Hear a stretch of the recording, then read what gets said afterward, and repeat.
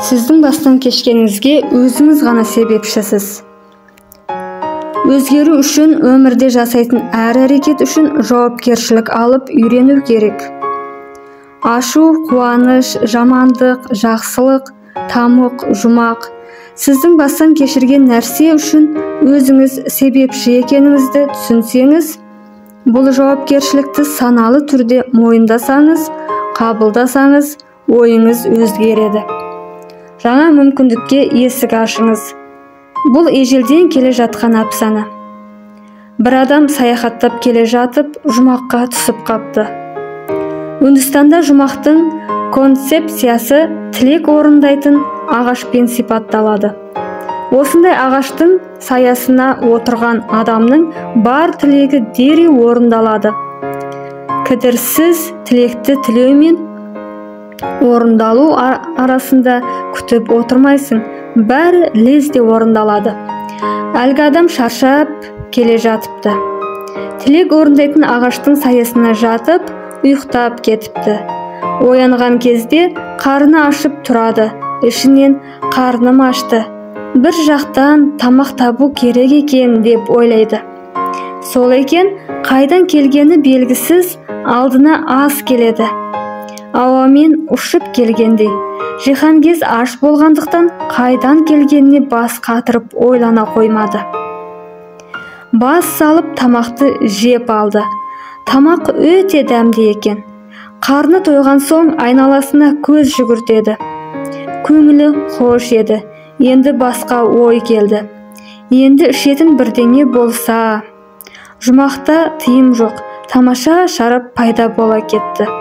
Ағаштың саясында жамбастап жатып, шараптан ішіп, салқын самалға риза боп жатқан әлгі адам таң қала бастайды. Бұл не боп кетті өзі? Не болып жатыр? Мен ұйықтап кеттім бе? Әлде мұнда елестер бар ма? Мені солар әжуа қылып жатыр ма? Сонда елестер пайда бола кетеді. Түрлерінен адам шошиды. Қатыгез, жаман, ойында қандай етіп елестетсе, дәл сондай қорыққаннан ойланып кетті. Мыналар қазір мені өлтіретін шығар. Олар шында да оны өлтіріп тынады. Бұл әпсананың мәні зор.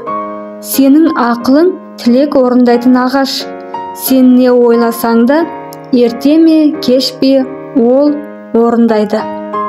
Кейде ойлаған тілегіңді ұмытып кетесің. Неден басталғанын өзің де білмей қаласың. Алайда жан дүниеңе терең үңілсең, сенің ойың өміріңді түзіп жатқанын көресің. Ойың сенің жұмағыңды, тамұғыңды жасап жатыр. Ойың қайғыңды да, қуанышыңды да тудырып жатыр. Ой жақсыны да, жаманды да тудырады. Мұнда әр адам сиқыршы, өз өмірінің жасаушысы. Әр адам өзінің айналасындағы сиқырлы әлемді өз қолымен, өз ойымен жасайды. Сол өмірге өзі байланып қалады. Өрмекші өз өрнегіне өзі шырмалып қалады. Сені ешкім қинамайды, өзіңнен басқа. Осыны түсінген сәтте бәрі өзгереді. Соны түсінгенде бәрін кері айналдыра аласың. Сен тамұқты жұмаққа айналдыра аласың. Бәрі сенің қолыңда. Сосын жаңа мүмкіндіктер туады.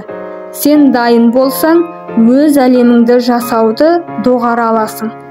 Жұмақ пен тамұқ жасаудың маңызы жоқ. Туындатудың маңызы жоқ. Туындыгер тыным алып, жоқ боп кетуі мүмкін.